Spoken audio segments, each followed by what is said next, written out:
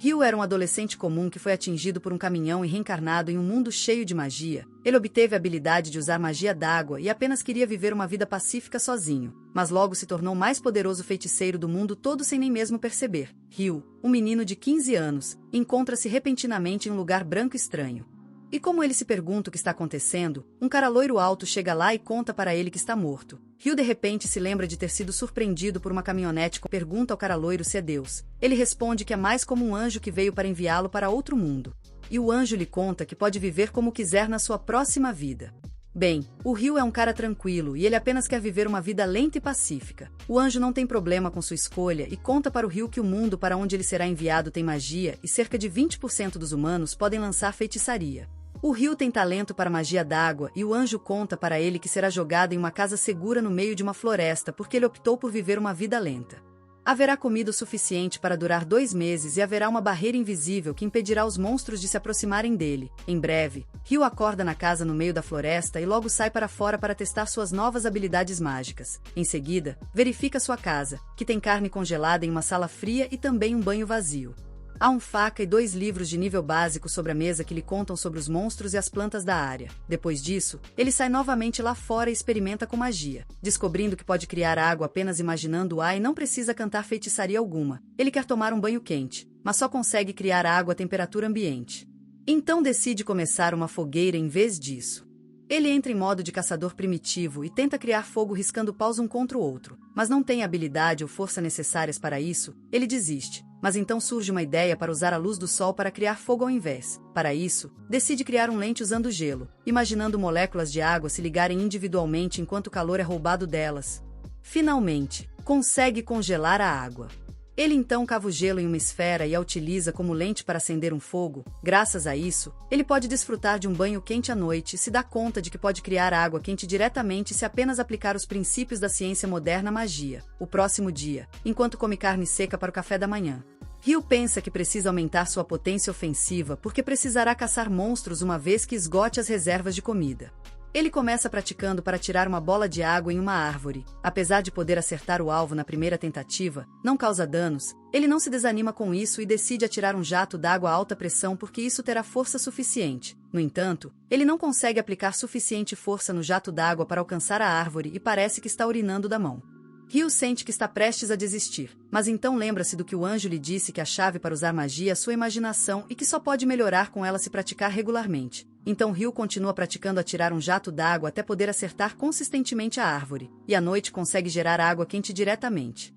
O dia seguinte, ele tenta criar cristais de gelo a partir do ar porque sempre sonhou em usar o feitiço de lança de agulha de gelo. No entanto, atirar um aguilhão é até mais difícil do que atirar água. Mas Ryu continua praticando isso ao lado de suas outras variações de magia d'água. Os dias passam e ele se torna cada vez mais habilidoso em usar água e gelo. Até que decide um dia ir à floresta caçar alguma comida. Ele explora o belo bosque e decide coletar algumas ervas e chamar isso de dia. Mas justo quando está fazendo isso, nota um javali irritado olhando para ele. Ryu congela de terror enquanto o javali se aproxima dele e ele quase não consegue sair do caminho à última hora. O javali simplesmente derruba uma árvore e Ryu ganha coragem para lutar de volta. Ele cobre o chão diante do javali com uma folha de gelo, fazendo-o escorregar.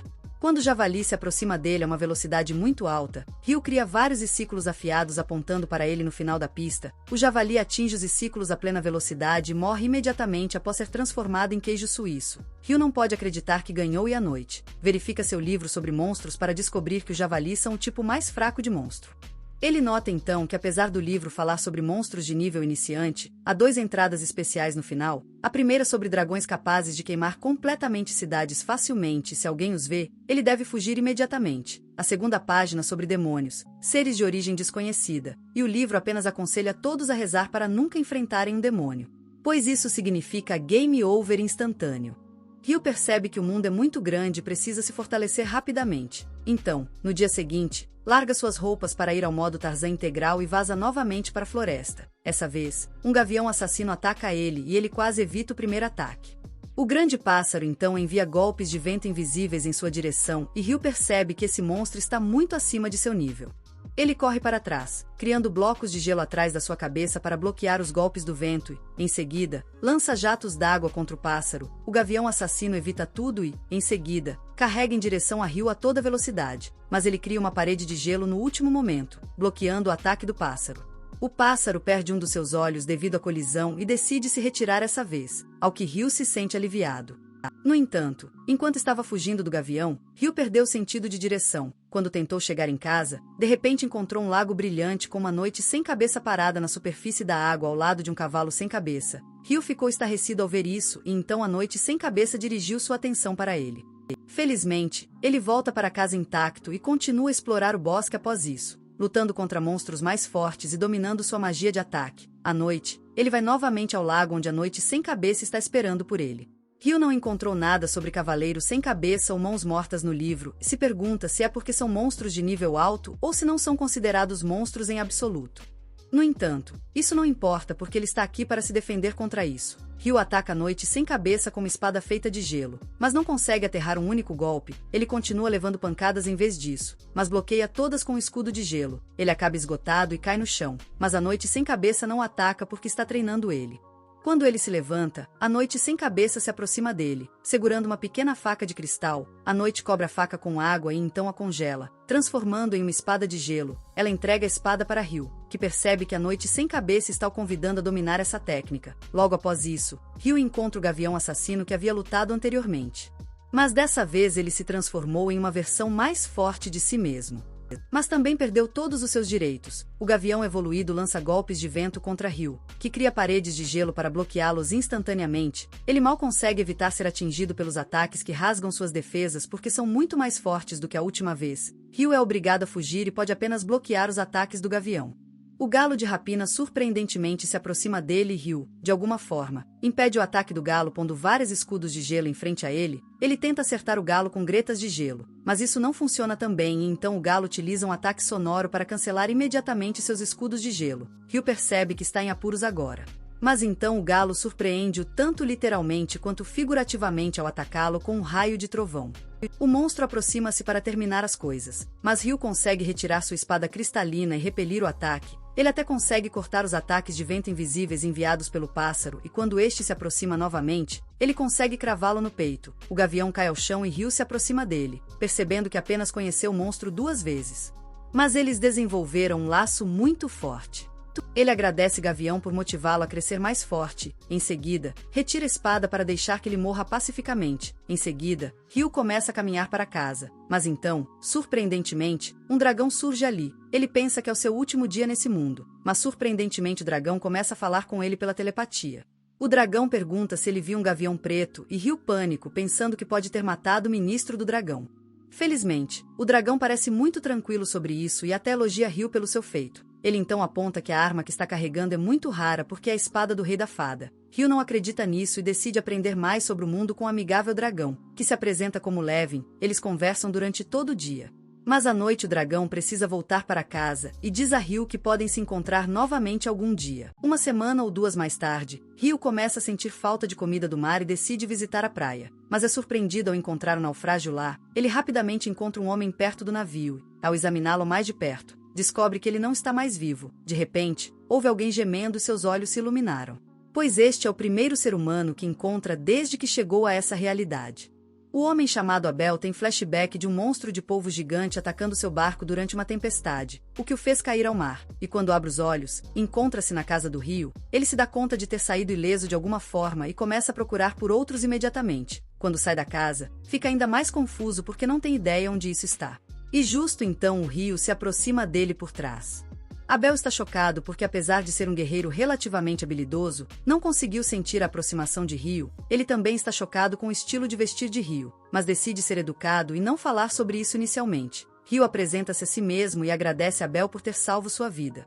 Ryu responde que apenas conseguiu salvá-lo e todos os outros já estavam mortos quando o encontrou. Abel diz-lhe para não se preocupar com aqueles caras porque eram contrabandistas, mas antes de... Pode explicar. Seu estômago começa a roncar. O Ryu lhe diz que podem conversar enquanto comem e o leva para dentro. onde Abel, aquele bicho curioso, logo traz à tona o assunto de suas roupas. O Rio lhe conta que não tem outras roupas e nem tecido para criar novas, e Abel lhe diz que ele simplesmente compra algumas. Ele imediatamente para de pensar que o Rio deve ser muito pobre para comprar roupas, mas Rio diminui sua culpa ao dizer que não há pessoas que vivam nessa área além dele. Então, Abel pergunta a Rio se ele caça para comer e ele confirma. Em seguida, perguntou se usa o punhal para isso. Mas Rio exibe sua feitiçaria de água, dizendo que faz a maior parte da sua caça usando magia. Abel está impressionado porque apenas metade das pessoas do mundo podem usar magia, e ele é entre os outros que não podem.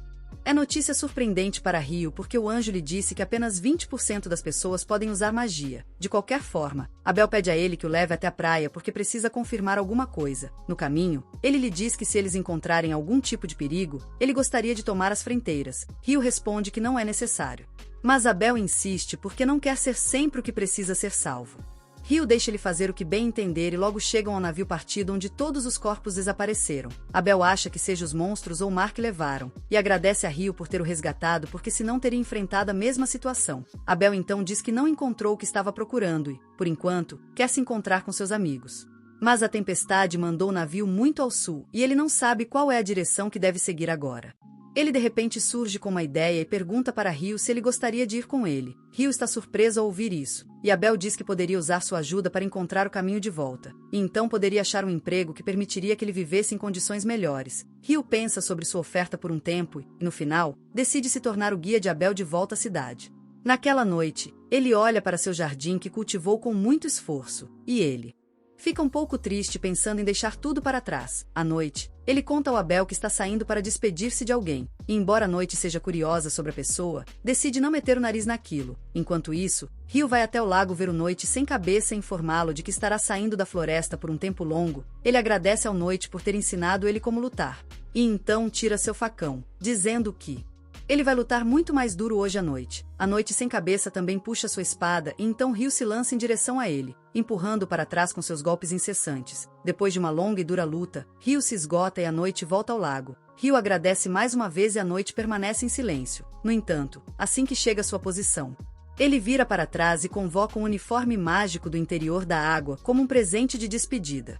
Rio se torna sentimental ao receber o terno e novamente agradece a Noite sem cabeça antes de voltar para casa. No dia seguinte, Rio e Abel se preparam para partir em sua jornada e Rio começa a sentir saudade de deixar o lugar onde passou tanto tempo. Logo, eles encontram um javali selvagem na floresta e Abel pede que ele o deixe lidar com isso. Ele corre em direção ao javali com a espada desembainhada e então usa uma habilidade de combate para transformou o pobre animal em um donut. Rio está impressionado e pergunta qual é a habilidade de combate. E Abel explica que as pessoas que lutam com armas usam habilidades de combate. Eles acampam em uma árvore vazia à noite e retomam sua jornada pela floresta no dia seguinte. Encontram alguns homens lagarto em um brejo, e Abel decide mudar a rota em vez de cruzar seu caminho porque são muito fortes. No entanto, Rio pode sentir que os homens lagarto estão seguindo-os mesmo após mudarem de caminho e Abel se prepara para lutar contra eles. Rio avisa que há muitos deles e vai usar sua magia também para lutar. Abel pensa que Rio não poderá lutar sem seu bastão, mas é surpreendido quando Rio elimina 4 homens lagarto com suas lentes de gelo, depois da luta terminar. Abel pergunta a Rio sobre o feitiço que acabou de usar. Ele responde que é apenas o lance de agulha regular, mas Abel lhe diz que os amigos seus, Mages do Vento, só podem lançar um ataque por vez quando usam magia, mas ele chamou 4 lâminas de gelo ao mesmo tempo. Rio lhe diz que deve ser um problema da magia do vento, porque isso é bem normal para a magia d'água. Abel decide não pensar muito nisso e diz que devem continuar sua jornada. Mas antes disso, Rio cria 2 copos usando gelo e conjura água neles. Abel nota que ele usou uma encantação diferente essa vez, e Rio tapa a verdade dizendo que provavelmente ouviu errado a última vez. Depois disso, Abel entrega um coinho a Rio e ele se entusiasma ao dizer que é a primeira vez que está vendo dinheiro. Abel fica sem palavras porque sempre pensou que Rio era pobre, mas nunca imaginou que fosse tão pobre assim. Ele então começa a contar para Rio que há 3 principais países nos Planaltos Centrais, incluindo o Reino da Noite, o Império de Estreia e a Federação do Manuzei. Rio começa a jogar xícara sobre o Império de Estreia porque não gosta do nome. O nome idiota. Eles alcançam uma ampla clareira, de repente. Notam o rochedo próximo se mover sozinho, e Abel rapidamente corta em 2. Rio também monta uma barreira d'água para bloquear as pedras que estão se aproximando deles, e Abel percebe que eles acabaram de entrar em um ninho de golems de rocha. Rio pergunta se os golems não têm forma mais antropomórfica, mas Abel decide lidar com eles antes de responder a pergunta. Ele corre em direção ao golem mais próximo e faz um buraco nele. Mas o Golem rapidamente conserta a ferida e começa a atacá-lo. Abel se retira, afirmando que os ataques não serão eficazes contra os golems. Mas então Ryu tem uma ideia, ele cria um cubo de gelo gigante no ar e o solta em cima dos golems, esmagando-os. Abel é um espectro porque nunca viu um feitiço como aquele antes. Mas Ryu usa mais algumas vezes para derrotar o resto dos golems. Depois disso, eles encontram um golem de rocha especial com uma pedra mágica grande, e Abel diz que isso venderá muito bem. Ryu afirma que gostaria de retirar a pedra mágica dos outros goleiros também, mas eles estão enterrados sob gelo e ele é o preguiçoso ou estúpido para apenas derreter tudo. Eles continuam sua jornada com isso e logo encontram um híbrido de hipopótamo gigante. Abel afirma que é um Behemoth, um monstro muito raro e poderoso que nunca viu antes. Ryu pergunta se devem caçá-lo, mas Abel lhe diz que não é nem possível.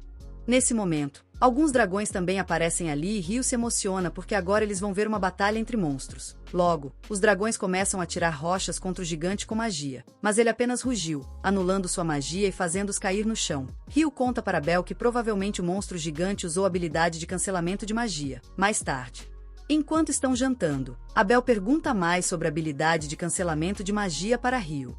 Porque ele apenas ouviu falar sobre certas armadilhas e subterrâneos que podem fazer isso, Ryu se empolga ao ouvir falar sobre subterrâneos e Abel lhe conta que é um subterrâneo na cidade de Lune, onde eles estão a caminho. Ryu fica bravo por não ter sido informado sobre essa coisa importante mais cedo e pergunta a ele se está escondendo algo mais também.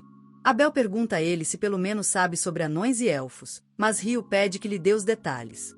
Alguns dias mais tarde, eles alcançam uma cordilheira de montanhas e Ryu afirma que encontrarão alguma assentação humana após cruzar as montanhas. Abel pergunta como pode estar tão certo e Ryu se questiona se deve contar a ele que conheceu um dragão que lhe contou muito sobre esse mundo. Decide manter o segredo no final, dizendo que é conhecimento além da compreensão humana. Logo após isso, eles ouvem um som estranho e ambos se preparam para lutar. No entanto, quando um monstro poderoso chamado Griffin se aproxima deles do céu, ambos Ryu e Abel começa a ter um ataque de pânico, mas Ryu resolve rapidamente a situação jogando uma porção de carne para cima no ar. Abel imita seu ato e o Griffin recolhe ambas as peças na boca antes de voar embora. Os meninos suspiram aliviados após isso ter passado. E eles concordam que não gostariam. Teriam durado muito tempo se eles tivessem escolhido uma briga com algo tão forte. À medida que continuam sua jornada, Abel afirma que nenhum humano encontrou bemotes ou grifos nos últimos 100 anos e as montanhas altas devem estar impedindo-os de alcançar assentamentos humanos. Isso lembra Ryu que os Wyvern que lutaram contra o Behemoth vieram do norte, o que significa que seu ninho está próximo. Ele se revela certo quando logo encontram alguns Wyvern alimentando o monstro. Ryu queria lutar, mas Abel disse que é necessário pelo menos 20 aventureiros experientes para enfrentar monstros tão fortes quanto o Wyvern. Ryu contou que eles não poderiam evitar lutar no futuro e perguntou se seria melhor se os Wyvern estivessem presos ao chão. Abel confirmou, dizendo que pode derrotá-los em combate corpo a corpo, e Ryu saiu imediatamente, cantando um feitiço longo e poderoso apenas para convocar 4 geados que atinem as asas dos dragões de fogo. Abel aproveita essa oportunidade para liquidá-los com um tiro, mas então 2 mais dragões de fogo chegam ao local. Ryu os imobiliza usando geados, sem precisar cantar um feitiço dessa vez, e Abel começa a suspeitar, de qualquer forma. Eles derrotam os dragões de fogo e recolhem suas pedras mágicas, e então continuam sua jornada para o norte.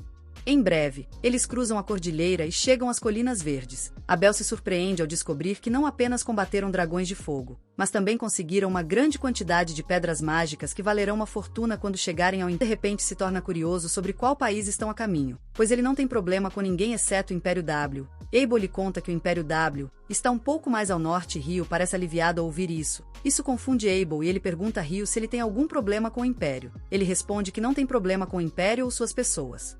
Mas o nome é tão cringe que ele não quer se associar com isso, e Abel descobre que isso é bem estranho. De repente, Ryu vê uma rodovia à distância e, ao ver que ela segue do leste para o oeste, Abel percebe que a cordilheira de montanhas que acabaram de cruzar não era ordinária. No entanto, quando Ryu pergunta o que ele está pensando, ele responde que é nada e diz que a rodovia os levará até uma cidade.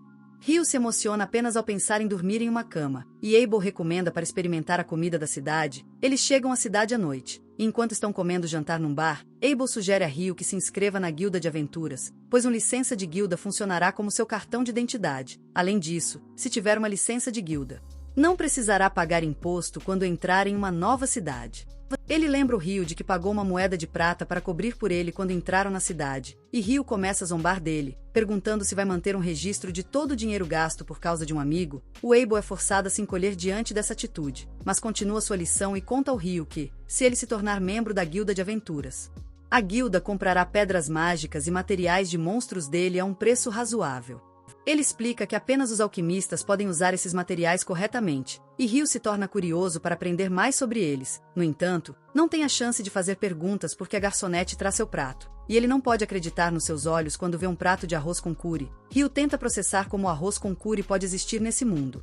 Pois mesmo no anime do Céu de Gelo, o protagonista precisa trabalhar duro e viajar por todo o mundo para criar o perfeito curry, e ele estava tipo ansioso para isso. O sabor da curry é também tão delicioso e nostálgico quanto o que comia no Japão, e Ryu termina a travessa rapidamente antes de pedir mais. No dia seguinte, Ryu continua falando sobre como foi boa a curry, e diz que acabou sendo outra coisa interessante que o Abel guardava para si. Ele brinca dizendo para revelar todos os segredos que está escondendo e o Abel é surpreendido por isso.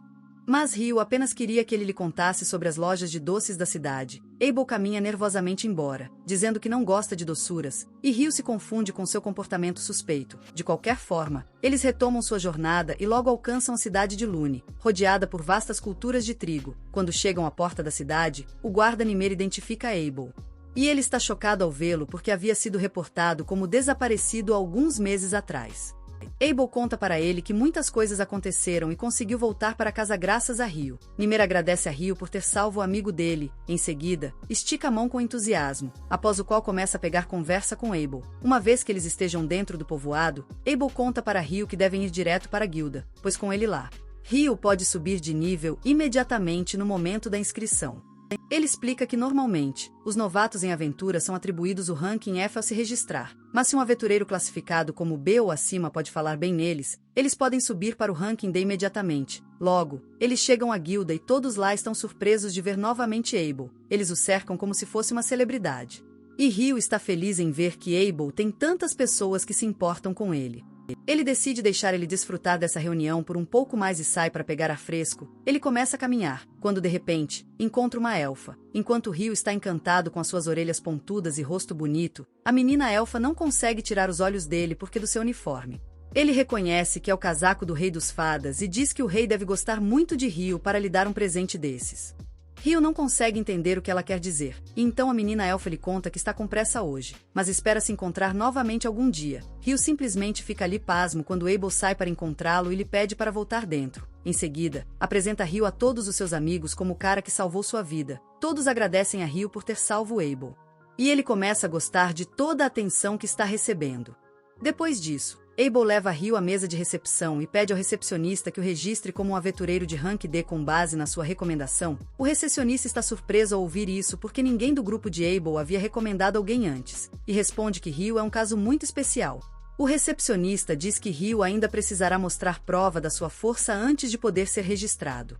Haja subir de grau e o Abel diz que ele quer falar com o mestre da guilda sobre isso diretamente. A recepcionista lhe conta para esperar um pouco e logo, o dramático mestre Ryu vem correndo ao ouvir que o Abel voltou. O Abel então apresenta-o ao Ryu e diz que ele quer que ele faça o exame de promoção de grau. Ryu responde que precisam testar sua força para isso e o Abel responde que o Ryu ele é mais forte do que ele, o que o mestre da guilda encontra muito difícil de acreditar. Para provar seu ponto, Abel mostra a Ryu todas as pedras mágicas que coletaram dos dragões de fogo, e ele perde a cabeça. Ele diz que a quantidade de pedras mágicas que tem significa que caçaram o suficiente dragões de fogo para destruir um país inteiro.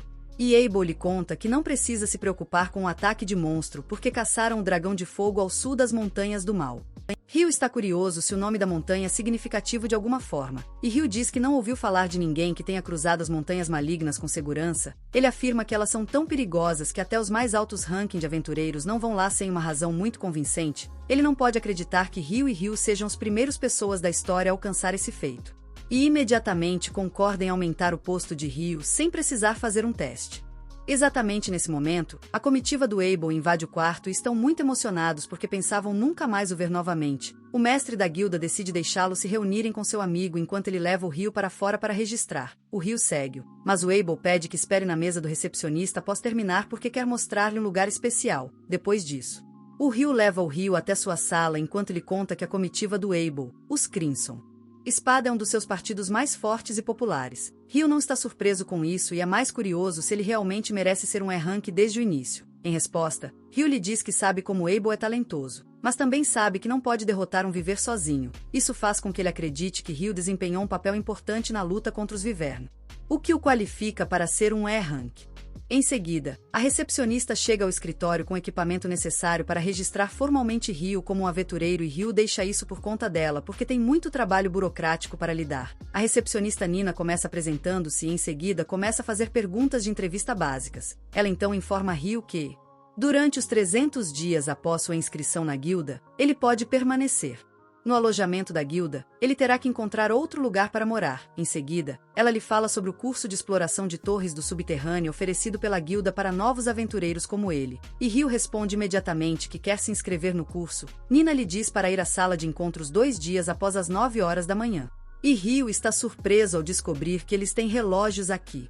Nina então passa a proceder ao processo de registro efetivo e pede a Ryu para colocar sua mão na dispositivo cristalino à sua frente. Quando ele coloca sua mão no cristal, este escaneia suas biométricas e carrega os dados na placa metálica localizada em cima, transformando em seu cartão de guilda. Nina parabena Ryu por ter sido oficialmente registrado na guilda.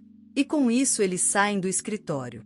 Logo após isso, Ryu leva Ryu em uma visita pela cidade, dizendo que quer comprar-lhe algumas roupas e um cajado como pagamento por ter o acompanhado até aqui. Ryu está feliz em receber as roupas, mas está curioso sobre o cajado. Ryu afirma que todos os magos precisam de um cajado, mas Ryu responde que pode usar magia sem problemas alguns sem ferramenta alguma.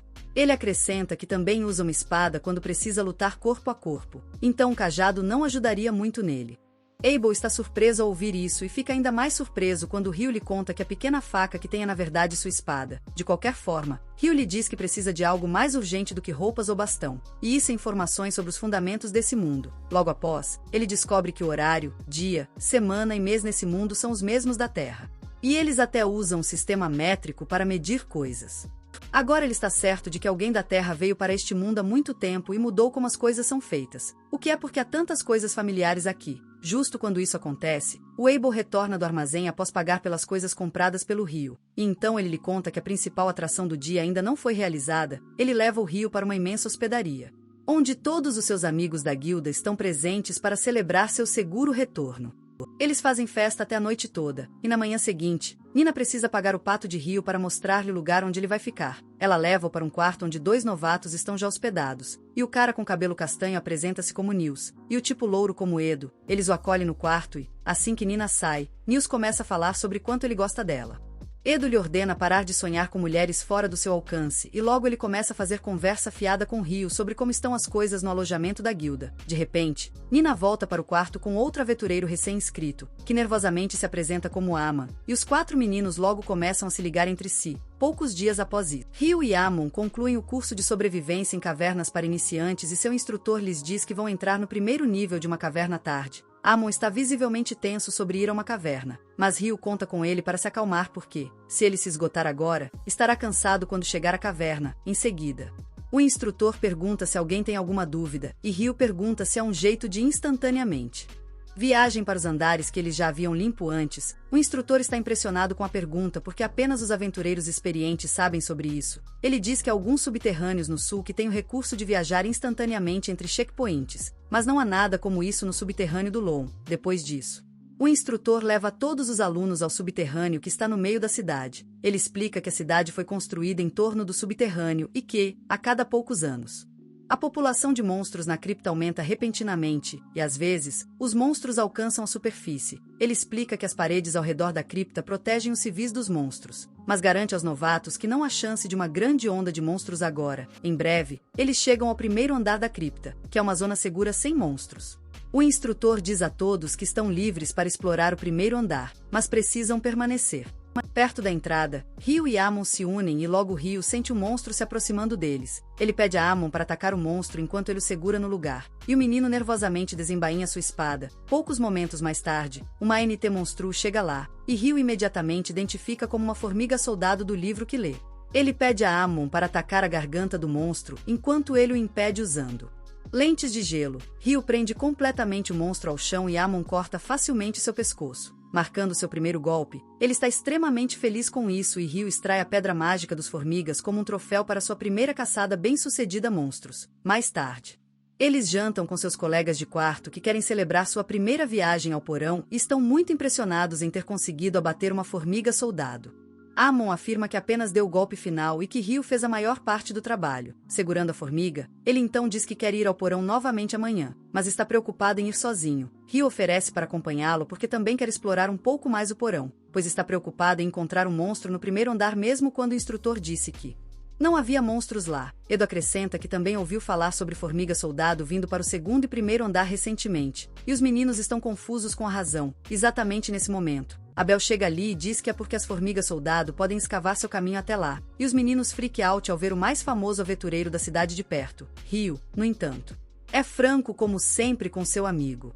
E então Abel pede aos meninos que cuidem dele porque ele falta de sentido comum. Mil surge de repente e apresenta-se a Abel, dizendo que é seu ídolo e quer se tornar um famoso aventureiro como ele algum dia. Ele pede para apertar sua mão e Abel concorda, recomendando que trabalhe duro, mas certifique-se de que a sobrevivência seja sua prioridade número 1. Ryu então pergunta para Abel o que ele está fazendo isso aqui tão tarde e responde que acabou de voltar da sua missão recente. Justo então, sua pare chega lá e as meninas estão bravas porque ele veio aqui em vez de relatar ao mestre da guilda. Ele conta que estava apenas guiando alguns iniciantes que precisavam de ajuda, mas o pobre Lin ordena Shax, perdido no sol, para levar ele embora. O grande cara carrega Abel nas costas enquanto ele grita como um bebê. E então Lin começa a fitar Ryu com olhos ciumentos, ele se torna um pouco nervoso e pergunta o que ela quer. Mas em seguida a sacerdotisa Leia pede para ela sair daquilo antes de se desculpar por perturbar Ryu. Enquanto eles vão embora, Edo e Nils começam a fazer uma festa após eles. Mas Ryu não entende o que eles acham impressionante sobre aquele grupo de tolos. Por outro lado, Ryu conta para Lin que não foi gentil da sua parte fixar o olhar em Ryu, mas ela responde que apenas estava curiosa porque Abel continua aperfeiçoando suas habilidades mágicas. Ryu admite que também está curiosa, mas Abel diz que eles logo verão as verdadeiras habilidades de Ryu. O próximo dia, Ryu e Amin voltam ao porão novamente, e dessa vez enfrentam alguns cães monstros, enquanto Ryu segura os cães usando lanças de gelo. Amin demonstra ser um decente espadachim também. E então leva um par deles para baixo. Quando eles param para descansar após isso, Ryu comenta que o estilo de luta de espada de Amin o faz lembrar de Abel, e explica que seu mestre era um cara velho chamado Kiro, que aprendeu a lutar com espada em uma grande escola na capital. Ryu assume que Abel deve ter aprendido na mesma escola e vê potencial em Amin para se tornar muito forte também. Amin é impressionado pela sua compreensão de esgrima, apesar de ele ser apenas um mágico. E Ryu lhe conta que treinou com o mentor, mas desenvolveu seu próprio estilo de espada. Ele então comenta que o estilo de Amin parece muito esgotante, mas também é muito seguro, e ele apenas precisa trabalhar em sua resistência. Ele diz a Amin que Abel costumava praticar sua forma pela manhã durante suas viagens, e isso demonstra que até as pessoas mais talentosas precisam se esforçar. Amin se sente motivado ao ouvir isso e decide se esforçar para se tornar mais forte, e Ryu está satisfeito com sua resposta. O dia seguinte, Ryu visita a biblioteca e é muito maior do que suas expectativas. Isso é o que ela disse. De qualquer forma, ele pergunta à bibliotecária para mostrar-lhe a seção de alquimia e ela mostra onde os livros para principiantes estão guardados. No entanto, há muitas opções que abalam Ryu. Então ele decide tomar um descanso lá fora. De repente, a cidade escurece completamente como um eclipse solar total ocorre, e Ryu olha para isso sem proteção para os olhos. Como meu tio que agora é cego. Apenas um segundo mais tarde, ele percebe que algo está estranho, e todas as pessoas ao redor dele desapareceram. O próprio ar parece diferente, e de repente, ele sente um ataque vindo de trás. Ele é rápido o suficiente para reagir a tempo, bloqueando o poderoso jato de fogo usando uma parede de gelo. Ele se pergunta quem o inferno atacou e, em seguida, vê uma maldita múmia demônio se aproximando, andando como se tivesse saído do GTA 4. Ela está muito divertida ao ver um humano em seu espaço e decide ter diversão derrotando. Ryu percebe que agora enfrenta um demônio e está muito certo de que ela é a entidade mais poderosa que já viu nesse mundo. Ele quer fugir dela, mas se sente incapaz de escapar desse espaço estranho. Não importa o que ele tente, então decide lutar de volta. Ele imediatamente convoca dúzias de escudos de gelo direto antes do ataque do mumificado demoníaco. Bloqueando seu fogo devastador, ela muda abruptamente de ataque, disparando uma bala de vento invisível que perfura os escudos de Ryu, mas é bloqueada por sua armadura. O demônio não consegue processar como a armadura humana pode bloquear seu ataque, mas ao olhar mais de perto, ela descobre que Ryu está usando o hobby do Rei das Fadas. Ela se dá conta de que ele deve ser um feiticeiro impressionante para ter esse equipamento e poder bloquear seus ataques com magia. Então decide abatê-lo com sua espada em vez de usar feitiçaria. Ryu também desenha sua espada de gelo e bloqueia seu ataque. Ele mantém uma posição defensiva enquanto a senhora demoníaca o empurra para trás, mas ela é muito mais rápida do que ele. E ele quase evita um golpe letal na face. Decide contra-atacar disparando centenas de lanças de gelo sobre ela. Mas a demônio rapidamente evita todas elas, não notando que o eclipse solar está terminando enquanto ela perde tempo jogando ao redor. Enquanto isso, Ryu percebe que ela está usando magia do vento para aumentar sua velocidade e então pula em cima dele para dar o golpe final. Ryu consegue.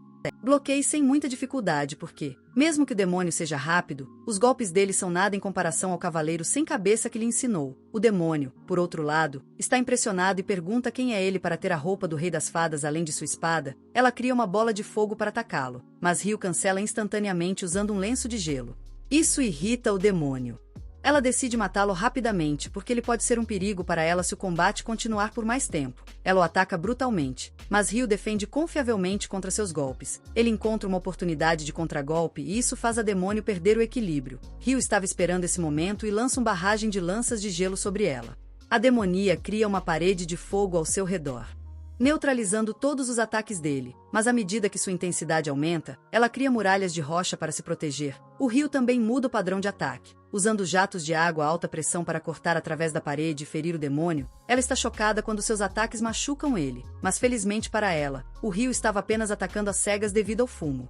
Ele então decide ir em busca do golpe mortal, mas ela pula direto em cima dele para bloquear o seu ataque. Quando eles se chocam no ar, Ryu nota que as feridas da mulher demoníaca estão se curando muito rápido. No momento em que ele se distrai com isso, ela o joga contra um prédio. Mas justamente quando está prestes a lançar um ataque poderoso para terminá-lo, ela nota gotas de água caindo do céu. Ela se surpreende com isso.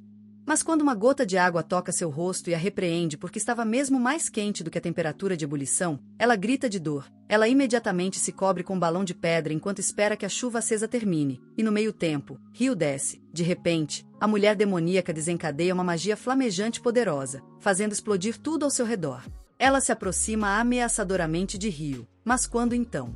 O eclipse está quase terminando e sua espada desintegra ao ser tocada pela luz do sol. O demônio afirma que não vão poder concluir a luta dessa vez e Ryu pede para ela se mandar já. Ela não se importa com ele agir como um idiota e apresenta-se como Leonor. Perguntando sobre o nome dele, ele também conta seu nome, embora faça questão de deixar claro que não quer saber mais sobre um demônio. Leonor se surpreende de que Ryu saiba sobre demônios e pensa que devia ter feito tudo para matá-lo em vez de desfrutar da luta. Ela então conta a Ryu que eles vão lutar novamente no futuro, mas é possível que ele encontre outro demônio antes disso. Ela avisa-o não a morrer por culpa de alguém mais porque ela estará muito mais forte a próxima vez e acabar com ele próprio. Ryu está surpreso ao ouvir isso. Mas então o eclipse termina e tudo volta à normalidade sem deixar rastros da batalha que acaba de ocorrer ali. Ryu se sente muito estranho agora e decide comprar alguns livros e então descansar um pouco. Ele primeiro vai à agência bancária para retirar dinheiro que ganhou vendendo as pedras de magia viver.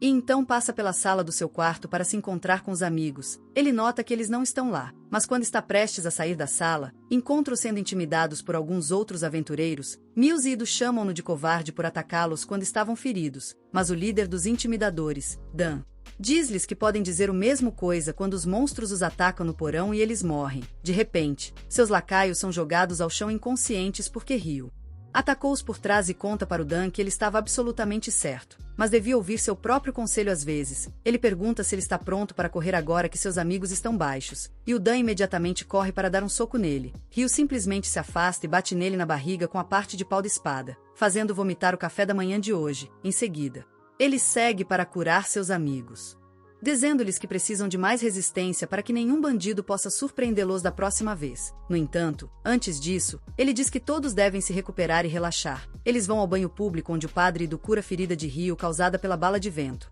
Todos estão curiosos sobre quem pode ter lesionado Ryu quando ele é tão forte.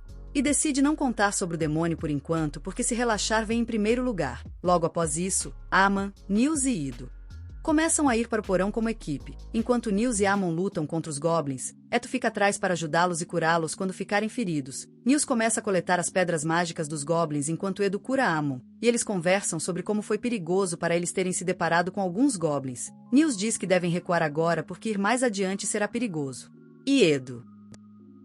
Ele concorda com ele porque não deviam ter encontrado arqueiros de Goblin no quarto andar do porão. Amon, por outro lado, quer caçar mais monstros e ganhar dinheiro. Mas Nils lembra o que Abel lhes disse sobre nunca arriscar a vida por coisas menos importantes. No final, eles voltam à superfície, o maior salvamento do dia, porque apenas alguns andares abaixo, um grupo de aventureiros encontrou seu fim nas mãos. De um monstro gigante e poderoso, de volta à superfície. Rio pensa sobre como o feitiço da Leonor era de outro mundo, mas ele estava em pé de igualdade com ela em termos de velocidade de lançamento. Ele decide melhorar suas habilidades e eliminar seus pontos fracos, o que lhe lembra que não conseguiu manter o ritmo com a velocidade de movimento da Leonor ontem. Ele se sente ciumento do seu feitiço de vento, mas como não pode fazer isso, decide não se sentir com suas próprias soluções em vez disso. Ele pensa que deve usar um jato d'água para impulsioná-la adiante. Embora já tenha feito isso antes sob água, não sabe se funcionará na superfície. Primeiramente, ele cria uma plataforma gelada à sua frente. Em seguida, usa centenas de pequenos jatos d'água, empurrando todos os pontos da sua parte posterior para impulsioná-la adiante. No entanto, ele apenas vai tão rápido quanto uma velha senhora num cruzamento de trânsito. Rio está muito insatisfeito com aqueles resultados, mas decide considerá-los um trabalho em andamento, o que eu chamo de saúde mental. Ele então vai à biblioteca aprender mais sobre demônios e alquimia, e ao mesmo tempo, o mágico Mildlin do grupo de Abel também está estudando na biblioteca. Ela está tentando encontrar qualquer registro de um feitiço que possa criar uma muralha de gelo grossa o suficiente para esmagar colunas, mas não encontra nada. Ela está satisfeita porque quer acreditar que Rio é apenas um estelionato que enganou Abel, e pensa que apenas o mais poderoso feiticeiro do continente pode usar feitiçaria tão forte. Justo quando coloca o livro de volta na prateleira, ela vê a menina Elfacira. As duas meninas trocam cumprimentos e fazem conversas curtas antes que Cira lembre que precisa voltar para seu grupo. Por outro lado, Amon e outros retornam à guilda, e Nils começa a tartamudear como encontrou a Nina na recepção. Edo bateu nele na cabeça enquanto contava que encontraram arqueiros de Goblin no 5º andar, o que é inédito, e por isso voltaram rapidamente para informá-la. Nina confirma as pedras mágicas e corre para informar o mestre da guilda sobre o incidente, agradecendo os meninos por essa informação crucial. Rio não está contente ao saber que Goblins foram encontrados no 5º andar, pois são monstros que pertencem abaixo do 10º andar da prisão. Ele acha que isso pode ser o sinal de um problema maior e pede para Nina chamar todas as partidas com ranking B ou acima imediatamente. Nina lhe conta que há apenas 2 partidas altamente classificadas na cidade agora, incluindo a Espada Vermelha do Abel e a Brigada Branca. Logo, o Abel e sua pare vão até a sala de Rio. E ele não está feliz em precisar trabalhar com a Brigada Branca nesse missionamento porque ele não gosta do líder deles. As meninas lhe dizem parar de ser um moleque e ele acaba se acalmando antes de entrar na sala. Phelps, o líder da Brigada Branca, já está lá dentro, e Abel luta para não fazer uma cara feia ao vê-lo. Uma vez que ambos sentam, Rio explica que foram encontrados goblins no 5º andar do porão. E a informação é plenamente confiável. Ele afirma que ambos, a Espada Crimson e a Brigada Branca, precisam entrar no porão e investigá-lo para qualquer sinal de um surto de monstros. Ele afirma que o último surto ocorreu há 10 anos, e embora seja muito cedo, as chances de outro surto estar em andamento, ele oferece uma remuneração antecipada de 100 moedas de ouro e mais 200 quando a missão for concluída. Mas então Abel pergunta se eles apenas devem investigar a questão em pauta. Rio afirma e Phelps pergunta o que eles devem fazer se uma epidemia de monstros tiver começado. O mestre da guilda responde que devem voltar imediatamente à superfície porque vão fechar as paredes do porão e pedir ajuda aos cavaleiros para lidar com os monstros. Ele lhes diz que já havia informado o senhor e a sede dos cavaleiros sobre isso. Pois se for mesmo uma epidemia de monstros, precisam estar completamente preparados para ela. Ele então pergunta a ambos os lados se estão dispostos a aceitar essa missão e eles concordam imediatamente com isso. O próximo dia, Rio se prepara para visitar a Biblioteca do Norte quando seus colegas de quarto acordam. Ele conta que estava planejando estudar mais sobre alquimia e ouviu dizer que a Biblioteca do Norte tinha livros sobre tópicos mais avançados. Edo lhe confirma isso. E os ventureiros de D-Rank e acima podem acessar a Biblioteca do Norte. Rio acrescenta que ouviu fofocas sobre livros proibidos armazenados na Biblioteca do Norte também. Rio está muito animado ao ouvir isso, mas Edo lhe diz que precisa ser pelo menos um aventureiro de berranque para ler esses livros. Os meninos desejam-lhe boa sorte em sua busca por conhecimento, enquanto decidem se preparar para mais uma rodada de incursão no labirinto. Rio chega rapidamente à Biblioteca do Norte e logo gosta da vibração do lugar. Ele começa a procurar por todos os livros que precisa e pensa que se perguntar a alguém para mostrar os livros sobre demônios, eles vão ficar completamente perturbados. No entanto, justo quando ele está subindo as escadas para o 1º andar, vê a menina elfa Sara lá e é imediatamente conquistado por ela. Por outro lado, Rio e os 2 grupos de alto escalão já alcançaram as portas do túnel. Justo quando estão prestes a abrir a porta, Abel para Rio porque seus instintos lhe dizem que algo está errado. Ele pede para Lin usar sua magia do vento para escanear o 1º andar em busca de monstros e ela encontra imediatamente centenas de monstros esperando por eles logo à frente da porta. Todo mundo pega no pânico ao ouvir isso porque isso é prova suficiente de que a grande explosão de monstros já começou. Rio ordena para todo mundo recuar e entrar em contato com os cavaleiros e a guilda. Na guilda, Nils e outros veem o aviso de que o porão foi fechado e pensam. Era porque dos arqueiros de Goblin que eles encontraram. Justo então, um homem chega correndo lá para anunciar que uma epidemia de monstros começou e todos os aventureiros devem subir as muralhas rodeando o porão para deter os monstros. De outro lado, Rio e Sarah estavam encarando-se enquanto isso acontecia. E então ela finalmente diz que se encontram novamente. Eles se apresentam. E então Sarah pergunta se ele está procurando alguma coisa especial. Rio quase revela que está investigando demônios, mas esconde e afirma querer aprender alquimia para criar golems. Sarah é impressionada pela sua ambição porque criar golems não é fácil, mas conta-lhe que não há livros que tratam especificamente disso. No entanto, pede-lhe que a siga porque sabe quase tudo sobre essa biblioteca e pode lhe dizer quais livros o ajudarão mais. Eles começam a falar sobre livros e aventuras ao caminhar, e Sarah revela que é o único membro de uma equipe de aventura de Berranque chamada Vento. Rio comenta que um amigo lhe disse que havia apenas um elfo na cidade, e Sarah conta que os elfos não se misturam com humanos, mas ela é uma normal. Por outro lado, todos os aventureiros da cidade alcançaram as muralhas do porão.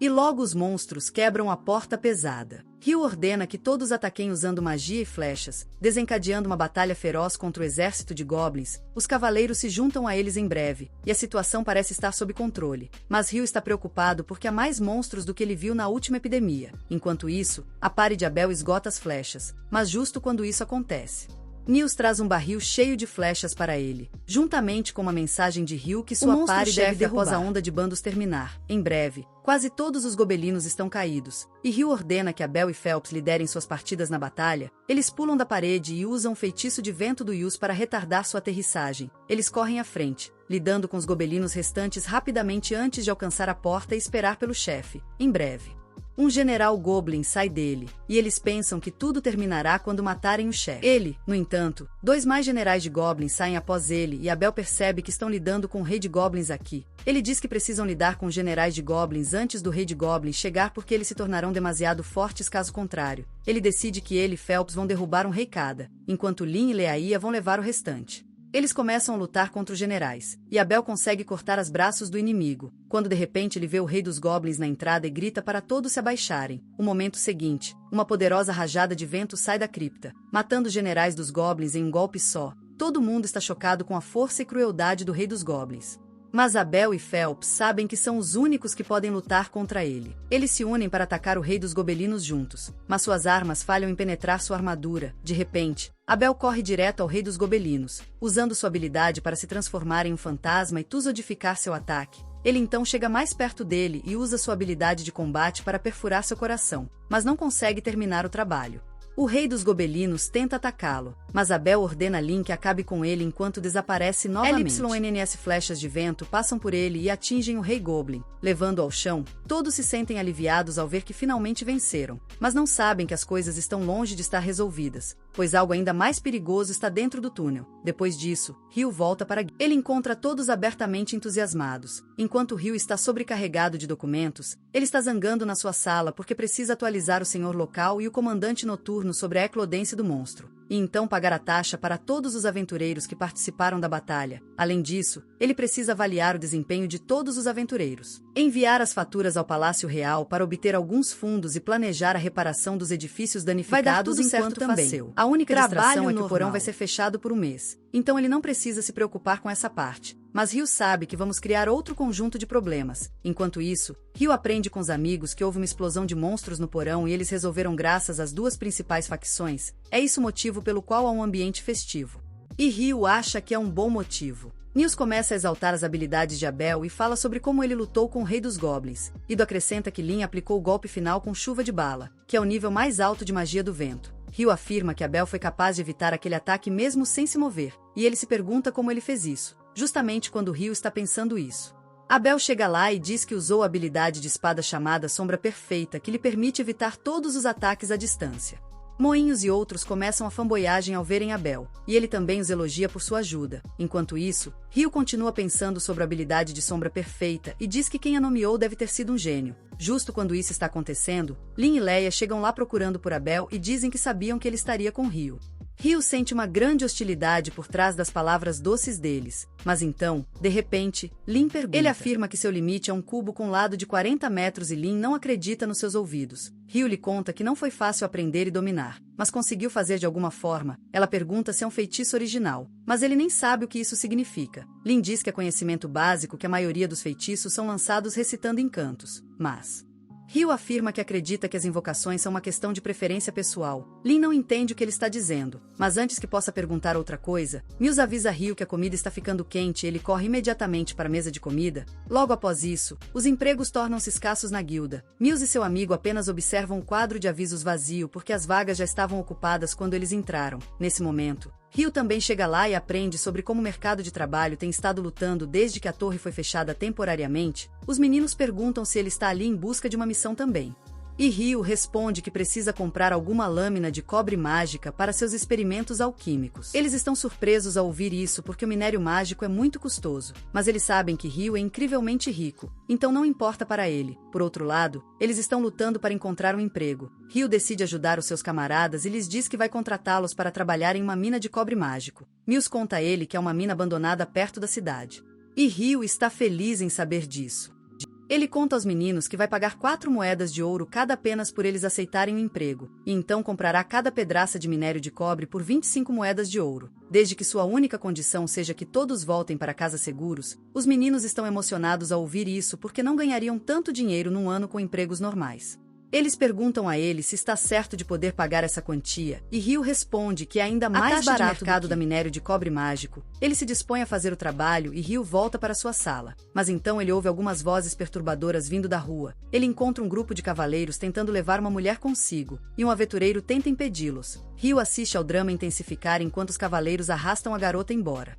E o aventureiro os empurra para libertá-la. Isso faz uma pessoa furiosa e ele pega sua espada para ensinar um lembrete ao aventureiro. No entanto, justo quando está prestes a golpeá-lo, ele escorrega e cai. Mas não há nada lá para fazer com que ele escorregue. Ele pergunta ao aventureiro o que fez, e este responde que deve ter sido John Cena quem o derrubou. Isso faz o aventureiro ainda mais irado por isso. Mas ele cai novamente quando tenta se levantar. Exatamente nesse momento, Phelps chega lá e ordena que os cavaleiros recuem se não quiserem ser punidos. Eles perguntam a ele como ousadia um simples aventureiro falar com eles daquele tom. E Phelps lhes responde que não é apenas um aventureiro, mas também um nobre da família Heinlein.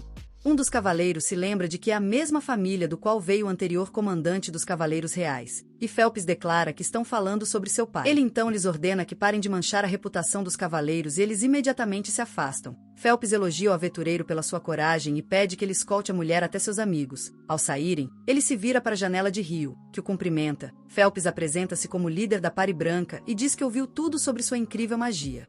Rio pega de susto pensando que Phelps o notou usando magia para fazer o cavaleiro escorregar, mas ele diz que está apenas falando sobre o que Abel lhe contou. Justo quando estão começando a conversar, a secretária de Phelps chega lá para levá-lo embora, e Rio pode perceber que ambos são muito fortes. Mais tarde, ele janta sozinho e Abel vem sentar-se com ele. Ele comenta que é raro ver Rio sozinho nos dias atuais, e ele diz o mesmo sobre ele. Ele decide compartilhar um segredo com Rio porque pode usar sua ajuda, e logo eles se encontram no distrito de entretenimento. Lá, Abel revela que o capitão dos cavaleiros é seu amigo, e ele pediu para trazer de volta os cavaleiros problemáticos que fugiram para se divertirem. Rio entende agora, mas então, de repente, nota alguns aventureiros mascarados suspeitosos. Ele chama a atenção de Abel para eles e diz que nunca os viu antes, nem sequer. Ainda na festa de boas-vindas, Abel afirma que eles recebem muitos aventureiros viajantes graças ao túnel, mas Rio comenta que o túnel está fechado agora mesmo. Os aventureiros também os notam e imediatamente tentam atraí-los para uma armadilha. Rio e Abel seguem voluntariamente, mas quando os bandidos tentam surpreendê-los, Rio derruba-os com pedras de gelo pesadas logo em seguida. Em seguida, Abel pega uma ferramenta alquímica que eles largaram e Rio quer. Mas ele lhe diz que é evidência. Ele então amarra os bandidos e descobre que são aventureiros marítimos de outro país. Abel decide informar os guardas da cidade sobre eles e retomar sua missão para encontrar os cavaleiros perturbadores, desprovido do fato de que eles estão alvoando Phelps para se vingarem por anteriormente. No entanto, não podem nem mover uma vez que decidem atacá-lo, pois o secretário já os paralisou com agulhas envenenadas. Ela lança em seguida um feitiço de fogo, queima os cavaleiros tão completamente que não resta nem mesmo as cinzas. No dia seguinte, uma equipe de pesquisa chega do capital para estudar o porão após a erupção monstro, e Rio entra imediatamente em uma discussão verbal com o líder Clive porque dos seus pedidos desrazoáveis.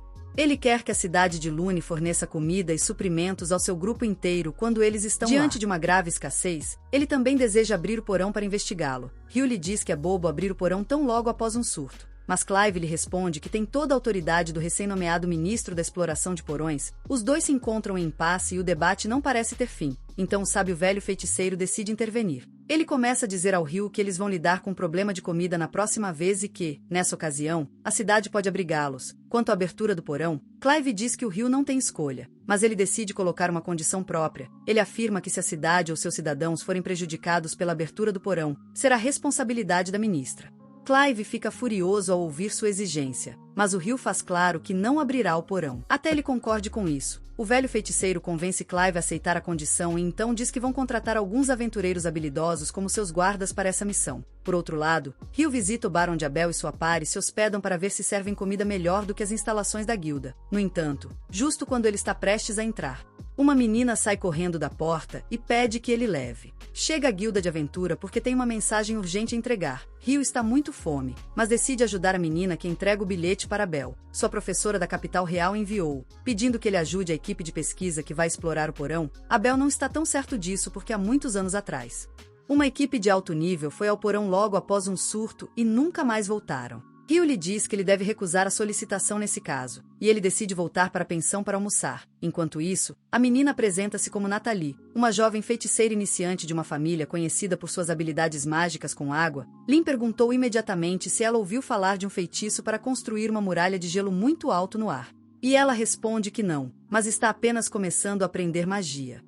Nathalie perguntou se alguém que possa lançar feitiços assim e eles lhe disseram que o cara que a trouxe aqui pode fazer isso. Ela ficou surpresa ao ouvir isso e Abel começou a olhar fixamente para Hugh novamente. Em seguida, ordenou seus membros da pare que nunca lutem contra Hugh por qualquer razão, pois não venceriam juntos. Além disso, disse a Nathalie que se ela precisar de ajuda e não puder encontrá-los, devia ir imediatamente para Hugh.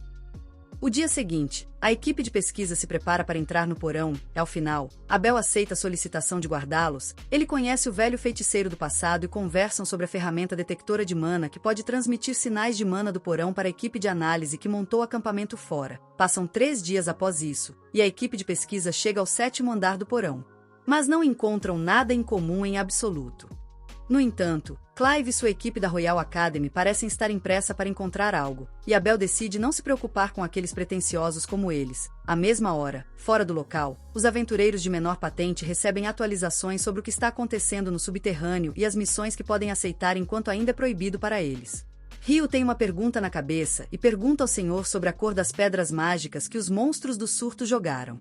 Que lhe diz que é uma excelente pergunta porque todos os goblins jogaram pedras de magia amarelas quando deviam ser verdes em vez disso. Enquanto isso, Clive e sua equipe encontram repentinamente uma porta suspeita no porão que apresenta leituras energéticas estranhas. Eles pensam que deve ser um portal levando a um lugar distante, então montam seu equipamento ao redor dele. No entanto, justo quando tentam tocar na porta, todos desaparecem de repente e Nathalie, que está fazendo as leituras, está chocado porque as leituras também param de vir assim que todos desaparecem. Felizmente, todos foram teleportados para o localização e Abel confirma a segurança de sua equipe antes de se unir ao Mago Sênior. Por outro lado, Clive ordena que seus homens comecem a examinar o estranho campo de grama que alcançaram, mas avisa-os para serem cuidadosos porque não sabem quais perigos estão escondidos aqui. Seu homem de confiança chega justamente ali, perguntando o que devem fazer agora. Clive não tem ideia.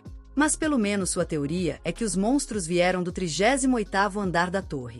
A caverna foi provada errada. Agora ele entende que os monstros vieram desse lugar estranho que estava além da porta. Ele acha que isso é um grande achado e, com isso, poderá ascender ao cargo de ministro em tempo recorde. Enquanto está sorrindo para si mesmo, outro pesquisador aponta figuras no horizonte e elas parecem ser alguns pokémons assustadores.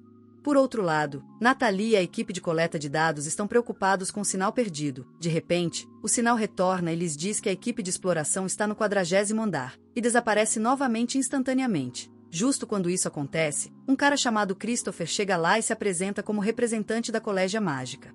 Ele pergunta aos pesquisadores da academia o que eles encontraram e pede que compartilhem qualquer coisa. Eles podem, apesar do fato de suas organizações não terem chegado ainda, ele afirma que alguns minutos atrás, as pessoas que entraram na cripta desapareceram, e se eles não descobrirem o que está acontecendo, pode ser tarde demais para eles. Os pesquisadores estão chocados e Christopher explica que contratou alguns aventureiros para entrar na cripta. Mas justamente quando ele estava prestes a subir a escada atrás deles, todos desapareceram de repente.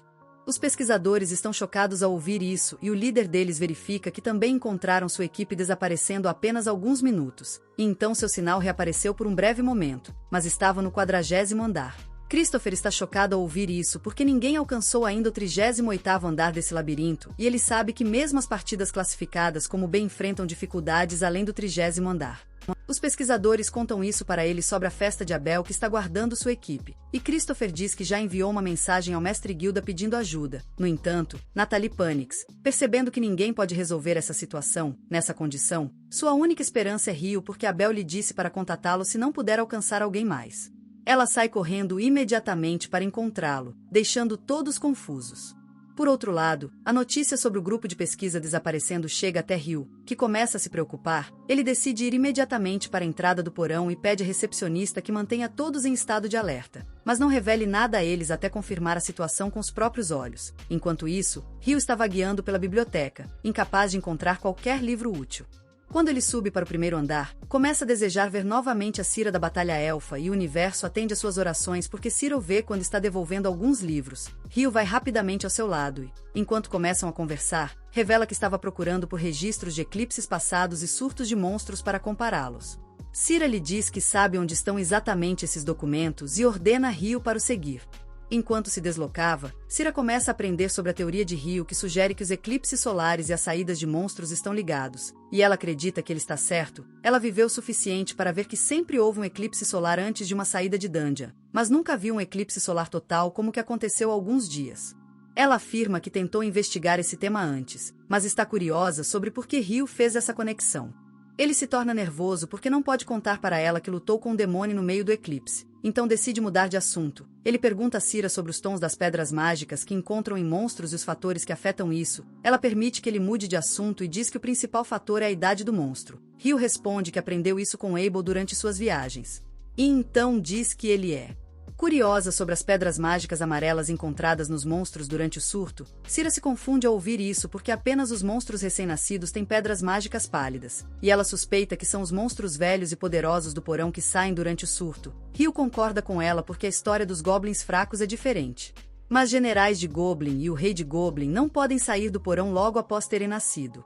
Ele pensa que isso parece natural, mas criar uma horda tão grande de monstros artificialmente requer um monte ridículo de mana. A Cira diz que ela quer ler alguns registros sobre as pedras mágicas extraídas de uma saída de monstros anterior e que são amarelas pálidas também, e pergunta ao Rio se ele gostaria de ver os registros antigos e danificados. Ele está feliz em aceitar a oferta e a Cira o leva para uma parte menos conhecida da biblioteca. Enquanto isso, dentro do porão, Abel ainda está discutindo o incidente de teleportação com o Mago Sênior. Ninguém sabe onde estão, mas o Mago Sênior pergunta a um pesquisador se seus instrumentos estão funcionando corretamente nesse lugar. Ele verifica que a ferramenta detectora de mana ainda está funcionando e pensa que a equipe de coleta de dados saiba sobre sua situação para enviarem ajuda em breve. No entanto, o Mago Sênior acha que a ajuda pode não chegar a tempo. Ele pergunta a Leia se este lugar não lhe faz lembrar algo familiar, e ela põe o cérebro em alta velocidade para perceber que isso parece muito como estar dentro de um quadrado de santuário, que é o nível defensivo mais alto de magia. Ela conta a Bel e outros que apenas os sacerdotes mais poderosos podem usar esse feitiço. E é considerado um milagre divino que pode bloquear qualquer ataque. Abel percebe que se eles estão dentro de algum tipo de barreira, então não podem sair, e ninguém pode entrar na barreira para ajudá-los também. O feiticeiro concorda com ele, e Leia afirma que, se não puderem encontrar onde a barreira termina, deve ser monumental. Abel pensa que a situação acabou de se tornar muito pior, e pergunta a Lin para usar sua magia do vento para detectar se há monstros por perto. Ela obedece ao seu comando e usa seu feitiço para encontrar um grupo de cerca de 1000 humanos próximos. E ao lado deles, ela sente cerca de 50 criaturas que nunca viu antes. Abel e o mágico pensam que os 1000 humanos devem estar escondidos em seu grupo, e decidem se encontrar com eles porque não sabem sobre as criaturas que estão com eles. Por outro lado, Rio chega à entrada do porão e se encontra com Christopher e os pesquisadores. Ele perde toda esperança ao ouvir que a equipe de pesquisa foi encontrada no 40º andar porque, mesmo que ele mande todos os aventureiros da cidade, eles não poderão resgatar eles. Christopher também afirma que não pode correr o risco de entrar no porão agora, e Rio concorda com sua decisão. Nessa situação, ele apenas pode rezar para que Abel e outros estejam seguros onde quer que estejam. Enquanto isso, Clive e seus homens não estão seguros em nada. Eles estão sob ataque dos inimigos desconhecidos, e enquanto alguns deles se escondem atrás de barreiras, o resto são caçados por bolas de inferno púrpura do inferno. Logo os atacantes entram em luz, e ao vê-los, Clive percebe que eles são demônios, o que é uma espécie de monstros diferentes dos demônios. Ele apenas leu sobre eles em livros, mas sabe como podem ser assustadores. No entanto, os aventureiros que não estão sob a proteção das barreiras decidem lutar contra os demônios e são destruídos rapidamente. Até que Abel e outros cheguem lá, apenas Clive e um punhado de seus homens estão vivos. Leia e o Mago Sênior identificam os demônios, e eles entram em pânico porque os demônios são considerados monstros imunes à magia e muito mais fortes do que humanos. Ela acha que não podem vencer contra eles, mas o mago decide lutar contra eles sem se preocupar com os resultados, ao comando dele. O mago é lançado e todos atacam os demônios de forma intensa, lesionando-os seriamente. Leia se surpreende ao ver o feitiçaria realmente machucando os demônios, e o velho feiticeiro lhe conta que nunca foi comprovado que eles são imunes à feitiçaria, e isso era apenas uma especulação. Ele então ordena ao feiticeiro de atacar novamente os demônios, mas se apercebe de que vão esgotar sua mana antes de derrotarem os inimigos, justo quando isso acontece. Abel nota um monstro-chefe entre os demônios e percebe que precisam derrotá-lo se quiserem resolver o problema de vez. Depois de mais 2 rounds, o mágico se esgota de magia e então Abel decide avançar com sua equipe. Warren bloqueia os ataques dos demônios enquanto os outros conseguem abatê-los rapidamente. Graças à sua equipe, eles derrotam muitos demônios. Mas então Lynn se esgota de poder mágico e Leia e Warren precisam cobrir por ela. Abel nota que apenas 6 demônios restam. Mas o monstro-chefe está entre eles. Leia comenta que ele pode ser um príncipe demônio que se tornará um senhor demônio um dia. Abel pergunta se ela está certa, e ela lhe diz que os olhos de cores diferentes são um símbolo de príncipes demônios, e apenas heróis foram capazes de derrotá-los no passado. Abel decide correr o risco e segue adiante, contando a Leia que planeja derrotar todos os outros demônios, mesmo se não puder derrubar o chefe. Ele fala para Leia que não perca esperança porque milagres podem sempre acontecer e então os demônios começam a atacá-lo. Ele derruba um par deles rapidamente, mas em seguida o príncipe demoníaco surpreende seus membros da party para afastá-los do campo de batalha. Ele se aproxima de Abel para uma luta individual e sua velocidade sozinha é o suficiente para assustar Abel. O príncipe demoníaco empurra ele para o lado com um único golpe de sua espada, e então se aproxima dele novamente. De repente, Clive e seu grupo atacam ele, mas o seu feitiço não causa danos ao príncipe demônio. Em vez disso, seus servos começam a disparar projéteis contra eles, destruindo seus escudos, forçando-os a fugir. Abel decide arriscar tudo usando uma habilidade que lhe permite evadir o ataque do inimigo à velocidade superlativa. Ele consegue parar o golpe da espada do príncipe demônio e ganhar a oportunidade de atacá-lo, mas o demônio. O príncipe evita e atinge o seu ombro. Abel cai ao chão, incapaz de se mover, e o príncipe demoníaco levanta sua espada para terminá-lo. Leia grita em pânico por perder Abel, mas então surge repentinamente Rio para salvá-lo. Entrando pelo teto do 40º andar, todos estão surpreendidos ao vê-lo e Rio pergunta a Abel se está ferido. Ele faz um par de piadas sobre isso e diz que devem voltar para casa porque todos estão. Preocupado com ele, Abel, ainda não conseguindo acreditar que o Rio veio salvá-lo, afirma que eles não podem voltar porque é um forte inimigo à frente deles, e o Rio diz que vai lidar com isso. Abel pânico ao explicar que o inimigo é um príncipe demônio, e o Rio diz que é um bebê senhor do inferno, o que explica por que está tão fraco. Ninguém consegue entender o que está acontecendo na cabeça do Rio, enquanto ele se aproxima dos diabos. A falta de diabo nos fundos tenta atacá-lo, mas ele cancela seus projéteis com lanças de gelo. Em seguida, cria um jato d'água atrás deles para remover instantaneamente suas cabeças, e em seguida, enfrenta o príncipe demônio face a face. Rio desenha sua espada, dizendo ao príncipe demônio que deviam se apressar porque não tem todo dia, uns minutos atrás.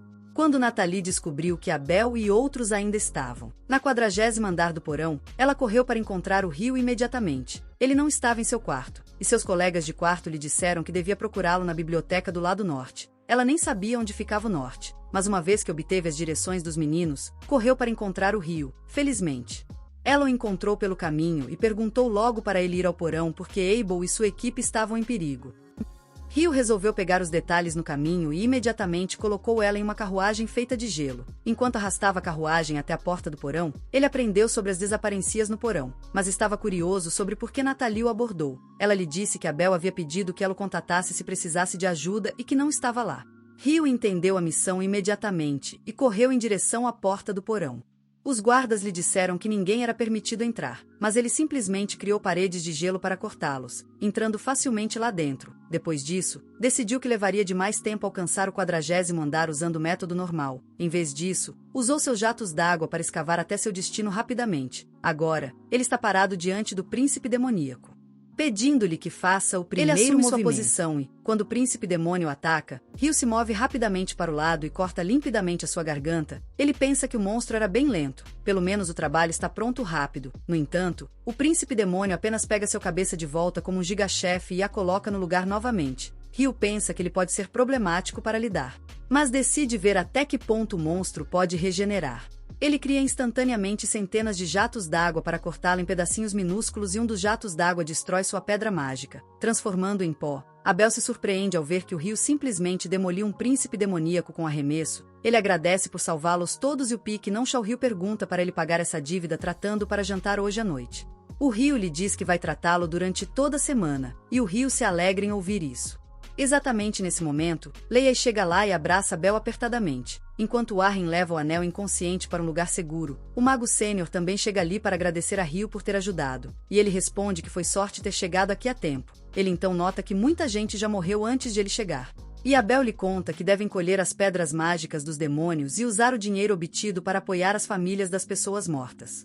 Ryu gosta da ideia, mas então ele se concentra nos monstros chamados demônios. Abel lhe conta que todos aqui os viram pela primeira vez porque não aproximaram dos humanos há séculos. Ryu está curioso sobre a diferença entre demônios e demônios agora, mas decide pensar nisso mais tarde. Ele diz que quando veio aqui, sentiu um campo mágico estranho ao redor do lugar que desapareceu quando derrotou o chefe. O velho feiticeiro afirma que deve ser a barreira protetora que estava bloqueando qualquer pessoa de entrar ou sair da zona. Ryu então conta-lhe que, enquanto estava no 39º andar, usou um feitiço para escanear o local próximo e encontrou algo estranho perto das escadas. Sugere que eles verifiquem isso no caminho de volta porque pode estar relacionado a essa ocorrência e todos concordam com ele. Mas antes disso, eles extraem as pedras mágicas dos demônios que são muito escuros de cor, e até mesmo o maior feiticeiro está vendo isso pela primeira vez. Ryu afirma que não há pedras mágicas de demônio nem nos museus e bibliotecas mantidos pela igreja. O maior feiticeiro acrescenta que os demônios devem ter magia espaciotemporal porque sempre aparecem do nada. E Ryu começa a pensar que algo está faltando em toda essa informação. Em algum lugar de outro calabouço, uma pare liderada pelo herói romano encontra um altar escuro e o usam para convocar o Senhor do Inferno. No entanto, em vez do Senhor do Inferno, a demônio Leonor chega lá. Ela está muito surpresa ao ver humanos que pensam que ela é o Senhor do Inferno, e quando ouve sobre Romano ser o herói que derrotará o Senhor do Inferno, começa a esperar que ele seja mesmo muito forte. Ela decide lutar contra ele, mas a luta termina em um segundo com o herói espetado na sua espada. Leonor está entediada até a morte. Então ela vai direto ao altar e pega a pedra preta no topo como seu butim. Os outros aventureiros estão demasiado assustados para lutar contra ela, e ela ordena que eles ajudem o herói em vez disso porque podem ainda salvá-lo. O aventureiro obedece a ela e cura o herói, que maldiz Leonor, continuando a chamá-la de Senhora do Demônio. Ela conta para ele que não é o Senhor do Demônio, mas sim alguém muito mais poderoso do que ele. Ela conta ao Roman que o grupo dele pode derrotar o atual Senhor do Demônio, mas isso não faz de Roman forte o suficiente para desafiar ela. Ela começa a falar sobre como conheceu um humano chamado Ryu que era igualmente forte quanto ela. E conta ao herói para se tornar 1000 vezes mais forte se ele quiser alcançar seu nível antes de desaparecer por uma porta-portal. De volta ao porão de Ryu, eles encontram um globo preto rachado exatamente como o que Leonor levou embora no seu porão. Leon está curioso sobre isso, mas não encontram nenhuma informação sobre ele. Então o velho feiticeiro decide levar para a superfície investigar. Logo alcançam a superfície onde Ryu está feliz em ver pelo menos Abel e sua pare retornaram vivos. No entanto, ele planeja conversar com Ryu sobre suas ações antes de qualquer outra coisa. Ele pergunta a ele o que estava pensando quando fez os guardas ficarem presos em paredes de gelo e entrou no porão. Ryu se desculpa timidamente, mas o velho mágico se levanta em defesa dele, contando a Ryu que se Ryu não tivesse chegado à hora certa, todos teriam morrido. Ryu está chocado ao ouvir isso, e o velho mágico lhe diz que podem discutir os detalhes num tenda. E ele decide agradecer a Ryu por ter salvo a vida de todos. Mais tarde, o velho feiticeiro conta a Ryu que eles se depararam com 50 demônios no 40º andar do porão e até mesmo um príncipe demoníaco entre eles. Ryu está aterrorizado apenas imaginando isso e pensa que foi graças à pare do Abel que eles conseguiram sobreviver. O velho feiticeiro conta que o Abel e os outros eram bons, mas não tinham como lidar com o príncipe demoníaco. Entretanto, Ryu veio em seu socorro no momento crítico e fez trabalho rápido do príncipe demônio. Ryu não acredita nisso e o velho mágico afirma que Ryu deve ser sua prioridade número 1 agora. Ele quer garantir que Ryu fique em bons termos com seu país, mas isso será difícil de fazer se os nobres sem cérebro tentarem interferir na questão. Por isso, O mágico sugere que eles omitam o nome de Ryu dos registros oficiais para protegê-lo. Ele o leva embora dos nobres e Ryu concorda. O próximo dia, Ryu leva seus colegas de quarto para algum exercício matinal, mas eles não podem manter o ritmo com ele. Ele decide deixá-los no pó e retorna à cidade, onde o cheiro de curry o atrai para um restaurante. Surpreendentemente, encontra Cira lá também. E enquanto comem, ela pergunta sobre sua posição e outras coisas.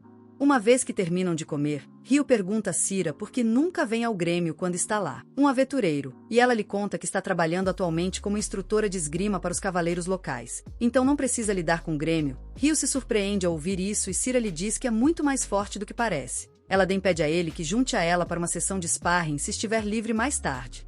E Ryu aceita a oferta porque foi um pouco insatisfeito após sua batalha com o Príncipe Demônio ontem. Eles ambos vão para os quartéis dos cavaleiros e tomam posição, e então Cira se lança contra ele. Ryu mal consegue manter o ritmo com sua velocidade, mas consegue bloquear seus ataques e até tenta contra-atacar. Cira está muito impressionada com ele porque ninguém nos cavaleiros consegue fazer isso, e decide tornar-se séria com ele. Ela ataca com ainda mais velocidade no segundo round. E dessa vez Ryu não consegue nem bloquear seus ataques corretamente. Ele continua sendo empurrado para trás, e então Cira quebra sua espada em dois. Ryu aceita o desafio, mas logo após o Elfa Boba começa a abraçá-lo porque se emocionou demais ao ver alguém que podia manter o ritmo com ela. Ela continua elogiando e pergunta onde ele aprendeu a usar a espada. Ryu conta que o Rei dos Fadas lhe ensinou como lutar. E Cira está muito surpresa para ouvir isso porque o Rei dos Fadas é mais uma lenda hoje em dia. Exatamente nesse momento, a empregada chega lá para chamar ela para suas lições com o neto do senhor local e Cira decide se despedir. Ela pede à empregada que tome cuidado especial com Ryu porque ele é uma pessoa especial para ela. E a pobre menina pensa que os dois estão namorando. Enquanto a leva para fora, um carroça para lá diante deles e sai que é Ryu, que está apenas voltando de uma reunião com o senhor. Ele conta para o Ryu que entre no carro porque precisam discutir sobre o incidente do outro dia e o Ryu se torna nervoso pensando que vai ser repreendido. No entanto, Ryu lhe diz que o velho feiticeiro lhe contou os detalhes e pode esquecer suas ações dessa vez. No entanto, como punição nominal por ter quebrado as regras. Ele conta para Ryu que precisará realizar uma missão obrigatória do Grêmio e escoltar alguns mercadores até outra cidade. Alguns dias mais tarde, o Nils surge de repente no quarto da residência. Formalmente pede sua ajuda. Ryu quer saber o que o está incomodando e Nils explica que o vilarejo emitiu um chamado para caçar monstros. Ele deseja aceitar a missão, mas ela está disponível apenas para aventuradores de D-Rank e suas partidas. E todos aqui são de E-Rank ou inferior, com exceção de Ryu. Nils suplica a Ryu para formar uma pare temporária com ele para que possam aceitar a missão. E Amon acrescenta que vão enfrentar goblins e esqueletos, o que não deve ser um grande problema. Enquanto Edo afirma que goblins e esqueletos não habitam no mesmo local usualmente, Ryu começa a rir de repente porque ainda não lutou contra esqueletos nesse mundo ainda. Ele decide aceitar a missão apenas para enfrentar alguns esqueletos, e o grupo todo se dirige imediatamente até a guilda. Ryu perguntou se eles estão certos de querer aceitar a missão, pois o vilarejo não está exatamente perto. Mas Nils está seguro de que ele quer voltar para casa e ajudar seu povo. Ryu então explica que já enviaram 2 partidas para lidar com os monstros. A primeira foi uma partida E-Rank e a próxima foi D-Rank, mas ambas falharam. Todo mundo se choca ao ouvir que nem mesmo uma partida D-Rank conseguiu derrotar alguns goblins e esqueletos. Mas o Ryu conta para eles que houve outro problema. Ele explica que a parte classificada como D não obteve cooperação alguma dos vilarejos. Mas Nils achou isso estranho porque as pessoas da sua aldeia não são assim tão hostis. O Ryu decide deixar os meninos fazerem o trabalho porque ele é de uma aldeia pequena e entende seus problemas. No entanto, avisa-os que a missão pode ser perigosa e o Padre Edo será importante. Eles vão ao sucesso do partido porque ele é o único que pode curá-los. Ele então diz que Ryu tem apenas alguns dias antes de começar sua missão de escolta obrigatória e que pode concluir essa quest antes disso. Ryu e seus amigos saem para a aldeia de Caleadi no dia seguinte e chegam lá rapidamente porque sua resistência aumentou significativamente após correr cada dia. Os aldeões cumprimentam o Nils e o recebem de volta. E o Ryu está meio surpreso com isso porque estava quase certo de que o Nils havia sido exilado da aldeia por ser um perturbador. Enquanto Nils está zangado com sua observação, não pode se manter assim por muito tempo porque o Ryu tem razão sobre ele ser um perturbador. De qualquer forma, ele leva o grupo até a chefe Bulan do povoado, que está muito feliz em vê-lo. Depois de Nils apresentar seus amigos ao Bulan, eles sentam para discutir sobre a missão de caça-monstro. O Bulan afirma que as coisas podem funcionar melhor dessa vez desde que o Nils conhece os costumes do vilarejo. Mas o Nils está curioso sobre o relatório da equipe D-Rank. Ele pergunta ao Bulan se os moradores do vilarejo realmente não cooperaram com a equipe D-Rank e começa a história desde o momento em que ele primeiro avistou os monstros de esqueleto.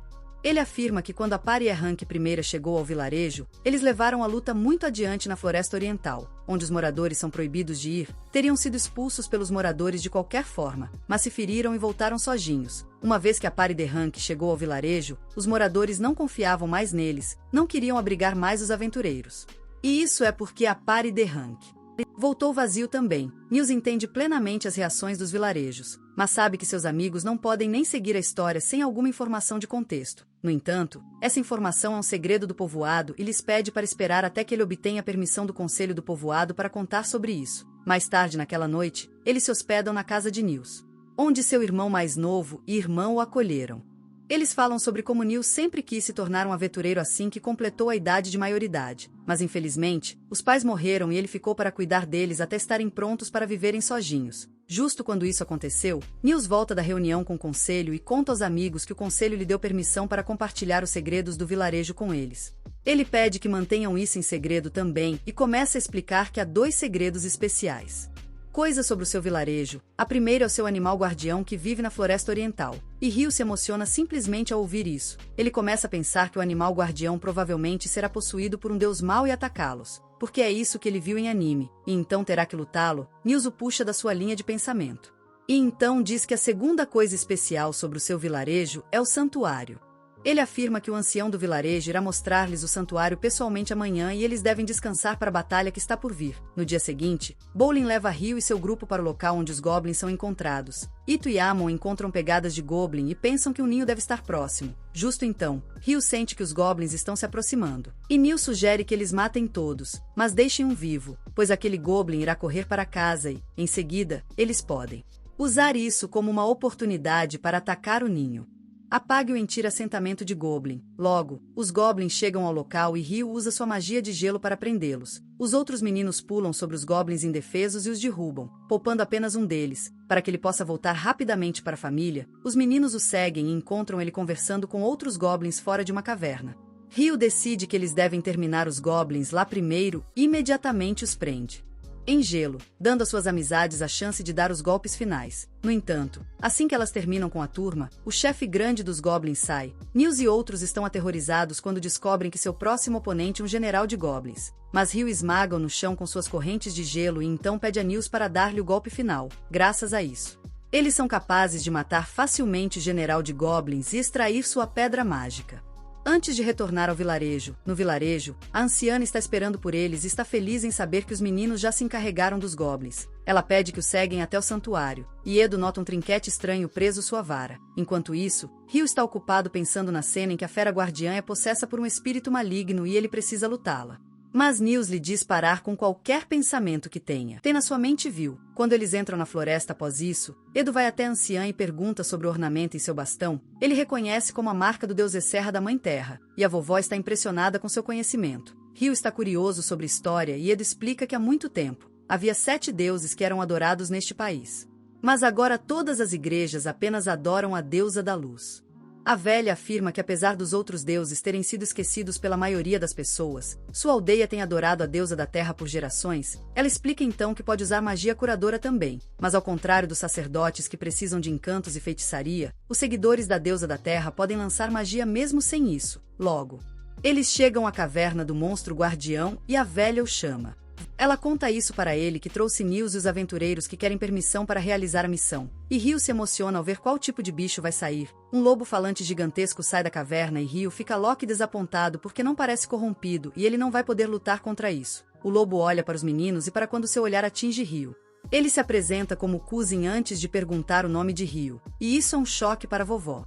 E Bulan, porque o monstro guardião não revela seu nome a ninguém, Cousin afirma que o nome é muito difícil de ser pronunciado para os humanos, então ele não se incomoda em contar isso para eles, mas não pôde fazer o mesmo com Ryu. Ele explica que está relacionado às fadas e que a presença de Ryu é muito agradável para ele. Isso confunde Ryu, mas também faz com que ele perceba que o rei das fadas realmente gostava dele. Então, deve ser algo especial nele que atrai fadas de qualquer forma. Ele agradece ao lobo pelas palavras gentis e o lobo ri, contando à anciã que ela trouxe um convidado muito bacana. Com isso, ele chega à missão e diz que há 30 esqueletos presos no santuário, junto com seu chefe, e que ele os mantinha ocupados até agora.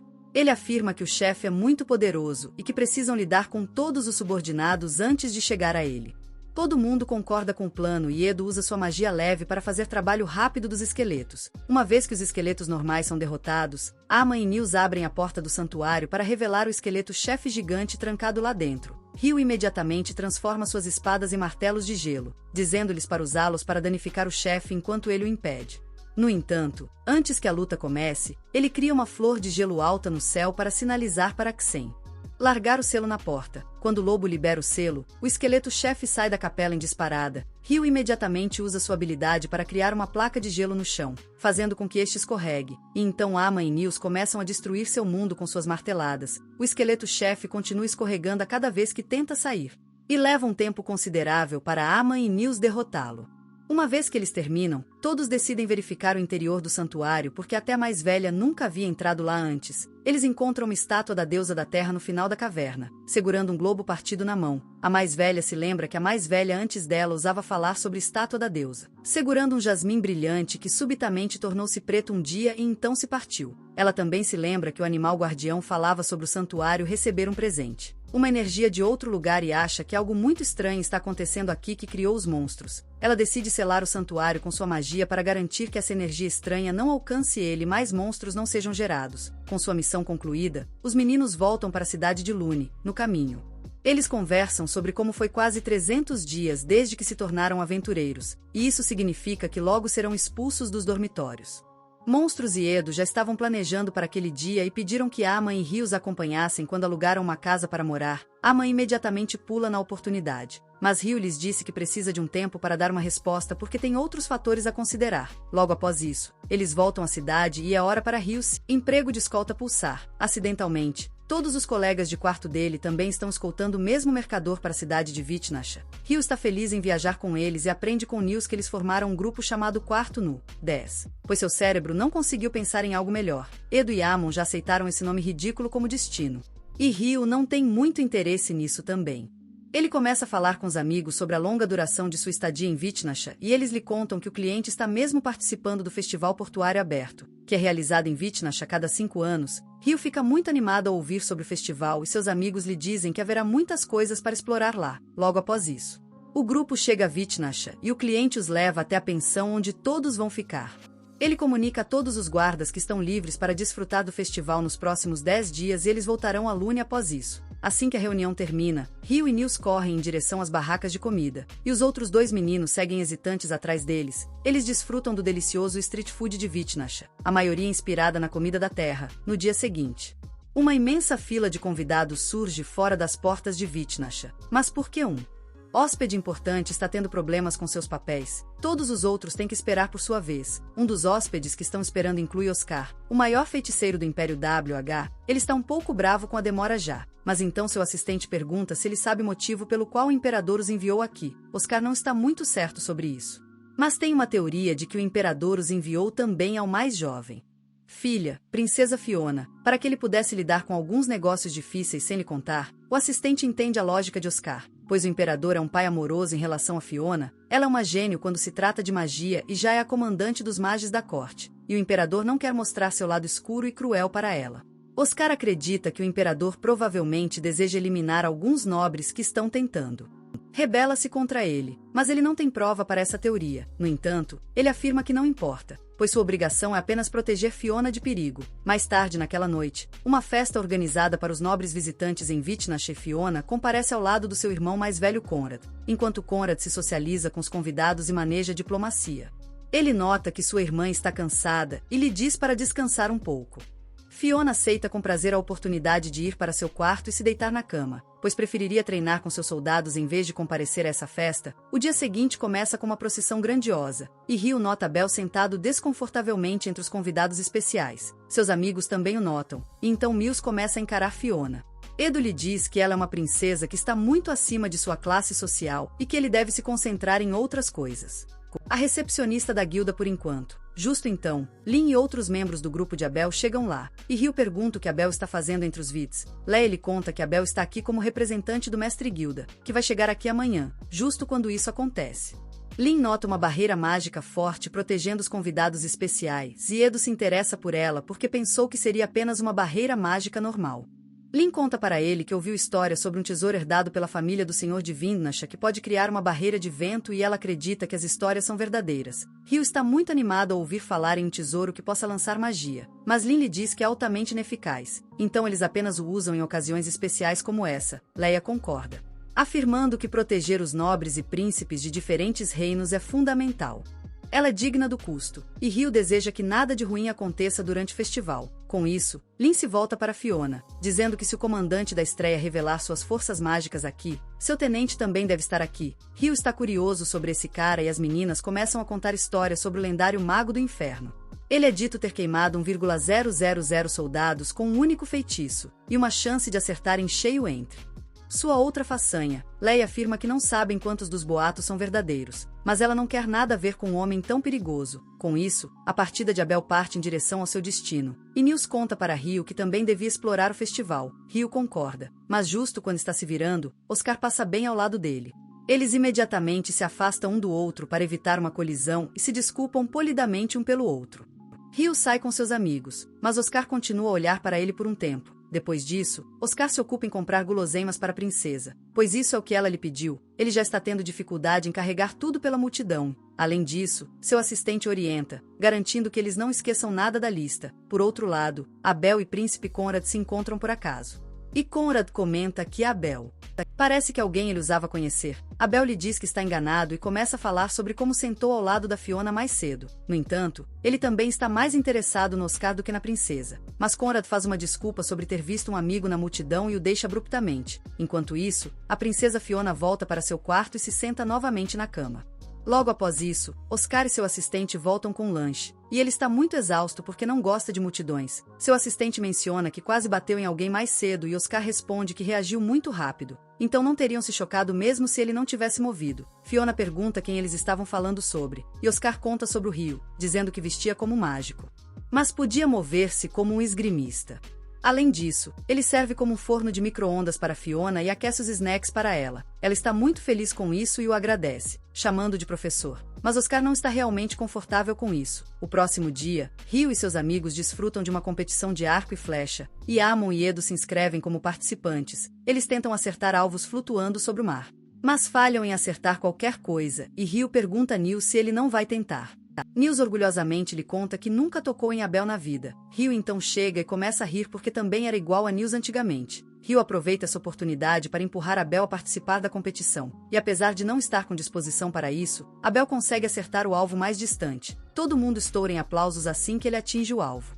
Mas Abel não pode se deliciar na glória por tempo suficiente enquanto os membros do seu partido chegam lá. Leia sorri friamente para ele, perguntando por que não foi até eles assim que se sentiu livre. E enquanto ele tenta encontrar uma saída para o problema, Lin se aproxima de Ryu e amigos. Ela conta-lhes que Abel prometeu passar o dia com Leia, mas desde que não veio vê-la pela manhã. Ela está furiosa, e agora ele está em apuros. Com isso, Leia o leva embora e Nils começa a fazer um fanboys com Abel, enquanto Edo bebe em cima de Leia. À mesma hora, em Lon, Sarah está procurando por todo lugar Ryu. Quando não o encontra, vai até a guilda e pergunta ao recepcionista sobre ele. O recepcionista Nina lhe conta que Ryu está atualmente fora da cidade em uma missão e não volta por umas semanas. Sarah é um gás para ouvir isso porque ela realmente queria compartilhar alguma nova informação com Ryu, mas agora ela precisa esperar que ele retorne. O dia seguinte, Ryu e Edo assistem a uma corrida de barco na qual Nils e Amon estão participando. No entanto, as coisas tomam um tom pior quando o bully chamado Dan também aparece para a corrida e Nils começa imediatamente a brigar com ele. De acordo com as regras, os jogadores são permitidos atacar uns aos outros na segunda metade dos dois lados da raça, e ambos Dan e Nils fazem pleno uso dessa regra. Eles começam a atacar um ao outro com suas ferramentas, enquanto seus parceiros tentam dar o melhor de si para chegar à linha de chegada primeiro. No entanto, os dois cabeças duras quebram suas ferramentas enquanto brigam e roubam as ferramentas dos seus parceiros, justo na frente da linha de chegada. Seus barcos param de funcionar como os dois idiotas começam a saiu à frente e logo todos os barcos que estavam atrás deles alcançam e concluem a corrida. Enquanto isso, Nils e Dan continuam lutando, mesmo após perderem suas armas, e no final, derrubarem seus barcos e caírem na água. Notadamente positiva, eles entretem o público mais e recebem um prêmio por isso, mas começam a brigar sobre ele também. O próximo dia, Ryu e seus amigos vão assistir a uma nave futurista que pode correr sem combustível. Ouros e Rio explica que o navio supercaro funciona usando alquimia e pedras mágicas que o impulsionam com magia de vento e água. Depois disso, eles vão a uma loja de armas e Ido começa a olhar alguns arco e flechas porque quer aumentar a força de combate da sua equipe. Logo em seguida, o proprietário da loja chega lá e, após aprender que Ido deseja fornecer fogo de cobertura para o seu time de perto, ele mostra-lhe o arco crossbow semi-autônomo que pode disparar flechas rapidamente. Ido compra alegremente o arco porque perfeitamente atende às suas necessidades e então todos voltam a desfrutar do festival. Mais tarde naquela noite, Abel assiste à festa para os convidados especiais, pois Rio já retornou para casa novamente. Ele se encontra com Conrad e Fiona, e uma vez que eles saem, ele começa a sentir falta da sua espada mesmo. Embora ele perceba que não precisa do barreira de vento com ela em lugar, ele não percebe que também se Jinchou e os outros convidados. De repente, outro convidado chama para um bate-papo particular, e ao mesmo tempo, a magia responsável pelo barreira de vento começa a falhar. O mago está em pânico enquanto barreira é dissipada, mas não tem tempo para se preocupar, pois alguns assassinos os atacam e rapidamente encerram suas vidas. Enquanto isso, Fiona também sente que algo está errado, mas justo quando ela se vira, os assassinos atacam o jardim com um ataque poderoso. Mas é aí que esse vídeo termina. Lembre-se de curtir e se inscrever no canal. Obrigada por assistir e espero vê-lo novamente.